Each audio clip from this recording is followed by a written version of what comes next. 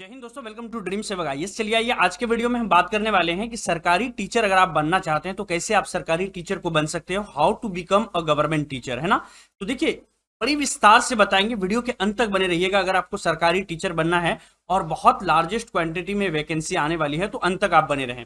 देखिए सरकारी टीचर कैसे बने, इसके लिए हमको सबसे पहले समझना चाहिए कि सरकारी टीचर कितने तरह के होते हैं। अगर मैं बताऊं सरकारी टीचर जो है वो मेनली 3 तरह के होते हैं ना। कौन कौन से होते हैं? एक होता है प्राइमरी टीचर, दूसरा होता है टीजीटी टीचर जिसको हम लोग ट्रेंड ग्रेजुएट टीचर बोलते हैं। प्राइमरी टीचर का जो मेन काम होता है ये 1 to 5 के लिए रिक्रूट होते हैं। ट्रेंड ग्रेजुएट टीचर हमारा क्या करते हैं, 6 क्लास से लेकर के 10 क्लास तक के लिए पढ़ाते हैं। वहीं पर पोस्ट ग्रेजुएट टीचर जो होते हैं जिसको पीजीटी कहा जाता है, ये 11th एंड 12th में पढ़ाते हैं। तीनों ही टीचर्स, प्राइमरी हो या ट्रेंड ग्रेजुएट टीचर हो या फिर पोस्ट ग्रेजुएट टीचर हो, तीनों ही टीचर के लिए अलग अलग एलिजिबिलिटी क्राइटेरिया है। चलिए 1 by 1 समझते हैं और लास्ट में आपको बताएंगे कि ये सब कुछ करने के बाद भी आप टीचर नहीं बन सकते हो अगर आप एक चीज नहीं करते हो। तो सबसे पहले देखिए हम आते हैं प्राइमरी टीचर के ऊपर। प्राइमरी टीचर कहने का मतलब है कि आप अगर प्राइमरी टीचर बन जाते हो तो 1 to 5, 1 क्लास से लेके 5 क्लास तक जो है आप पढ़ा सकते हो। इसकी क्या क्या क्वालिफिकेशन है? देखिए बहुत बेसिक क्वालिफिकेशन है। अगर आपने 12th पास किया है और 12th में आपका मिनिमम 50% मार्क्स है और साथ ही साथ अगर आपने 12th के जस्ट बाद आपको पता है कि बीएड 4 ईयर की एग्जामिनेशन होती है, बीएड 4 ईयर इंट्रांस होती है, ये जैसे ही आप पास करोगे तो आपका क्या होगा, या फिर आपने अगर डीएलएड कर रखा है तब भी आप जो है एलिजिबल हो जाते हो प्राइमरी टीचर के लिए। तो प्राइमरी टीचर के लिए क्या क्या चाहिए हमें? एक तो 12th पास, हमारा मिनिमम 50% मार्क्स के साथ 12th पास होना चाहिए। कोई भी सब्जेक्ट से आपने क्या हो, साइंस से क्या हो, आर्ट्स से क्या हो, बस 12th पास होना चाहिए। 50% मिनिमम मार्क्स आपके पास होना चाहिए। दूसरी चीज है कि बीएड 4 इयर्स की आपके पास डिग्री होनी चाहिए, है ना। या बीएड आपने किया हो, मान लो आप ग्रेजुएट हो लेकिन 12th लेवल पर आप प्राइमरी टीचर बनना चाहते हो तो आपने अगर 4 इयर्स की बीएड करने की जरूरत नहीं है, सिर्फ 2 इयर्स वाली जो ग्रेजुएशन के बाद बीएड होती है वो भी आप कर सकते हो।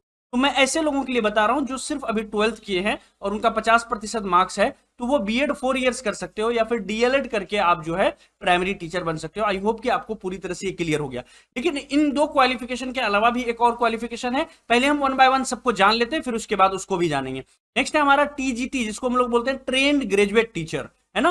ये ट्रेंड ग्रेजुएट टीचर जिसको टीजीटी कहा जाता है, ये 6 to 10th के लिए रिक्रूट करते हैं। अब क्वालिफिकेशन क्या है भाई? अगर इतनी सैलरी है तो क्वालिफिकेशन क्या है? देखिए टीजीटी के लिए आपको मिनिमम ग्रेजुएशन होना चाहिए, जबकि प्राइमरी के लिए अगर आप 12th पास हो तब भी आप पढ़ा सकते हो बीएड करने के बाद।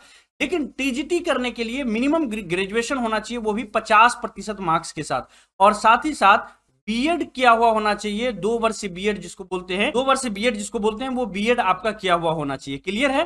तो ये था आपका टीजीटी के लिए, यानी 6 to 10 के टीचर के लिए। अब आते हैं हम लोग पीजीटी, जिसको पोस्ट ग्रेजुएट टीचर कहते हैं। पोस्ट ग्रेजुएट टीचर हम कैसे बन सकते हैं? देखिए पोस्ट ग्रेजुएट टीचर जो है ये जब भी बनता है तो ये 11th एंड 12th को पढ़ाता है। क्लियर है? पीजीटी है ना, 11th एंड 12th को पढ़ाता है। क्वालिफिकेशन क्या क्या है?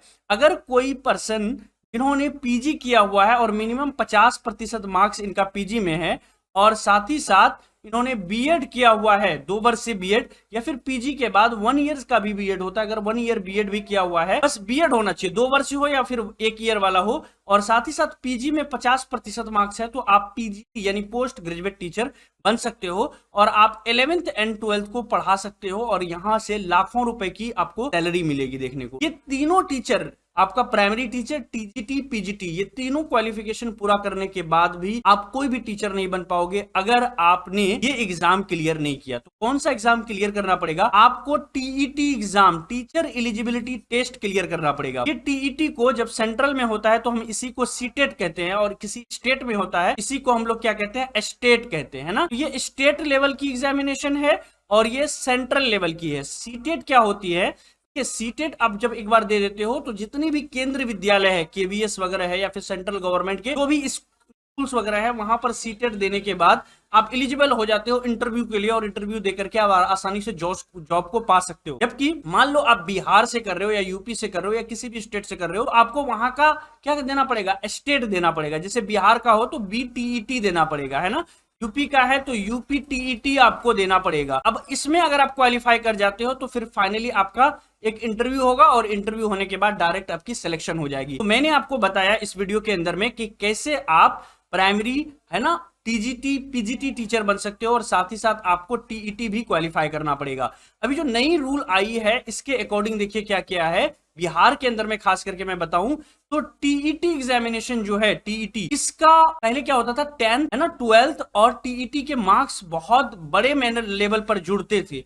अब इनकी वेटेज को कम कर दिया गया है, ऑलमोस्ट इनको 40% कर दिया गया है, और आप जो है टीईटी में जितना मार्क्स लाओगे टीईटी में वो आपको 60% वेटेज उनको दे दिया गया है, जबकि 10th 12th और साथ ही साथ जो आपने बीएड किया है इस बीएड में ये सब कुछ मिला करके है ना, ग्रेजुएशन के मार्क्स को मिला करके आपका 40% यहां से वेटेज होगा और टीईटी में अकेले 60% होगा। तो अगर टीईटी में आप अच्छे करते हो और 10th 12th में कम भी मार्क्स थे आपके, बीएड में कम भी नंबर आए हैं, तो कहीं ना कहीं आप अच्छा स्कोर यहां से कर लोगे। DElEd candidate will not be eligible for TET from 2030। जी हाँ दोस्तों, जो यहां पर न्यू एजुकेशन पॉलिसी 2020 आई है इसके अकॉर्डिंग सरकार ने साफ साफ लिख रखा है अभी तो हम डीएलएड के बेसिस पर ले रहे हैं टीचिंग फील्ड में, लेकिन 2030 आते हैं तो डीएलएड किया हुआ जो भी कैंडिडेट होगा वो टीईटी की एग्जाम में नहीं बैठ सकता, चाहे वो सीटेट हो चाहे वो किसी भी स्टेट की टीईटी हो। क्लियर है?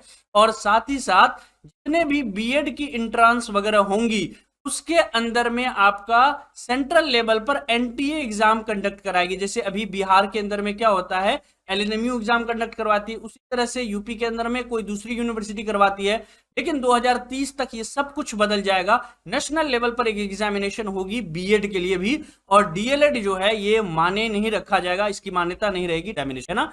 टीटी के लिए मिनिमम आपको 4 इयर्स का बीएड होना ही होना चाहिए। एक खुशखबरी भी है आप लोगों को जो लोग टीचर बनना चाहते हो, जैसे ही आप बीएड में एडमिशन लेते हो या अभी के डेट में डीएलएड जबकि वैलिड है 2030 के लिए, 2030 से पहले भी अगर आप एडमिशन लेते हो डीएलएड में या फिर बीएड में तो आप आसानी से एडमिशन लेते ही टीटी एग्जामिनेशन या सीटेट में बैठ सकते। सीटेट तो हर साल 2 बार होता है, लेकिन बहुत सारे स्टेट्स के अंदर में जहां पर वैकेंसी कंफर्म फिल होती है, जैसे बिहार के अंदर में, वहां पर क्या होता है कि 5 साल के बाद 3 साल के बाद हमें बिहार टीटी देखने को मिलता है। तो अगर अभी आप लोगों में से जो लोग बीएड करना चाहते हो आप बीएड कर लो, जैसे ही एडमिशन लोगे वैसे ही आप जो है क्या कर सकते हो, टीटी की एग्जामिनेशन में बैठ सकते हो। तो बीएड कोर्स कंप्लीट होने से पहले ही आप सुनिश्चित कर लोगे अपने लिए कि आप टीचर बनने जा रहे हो, है ना।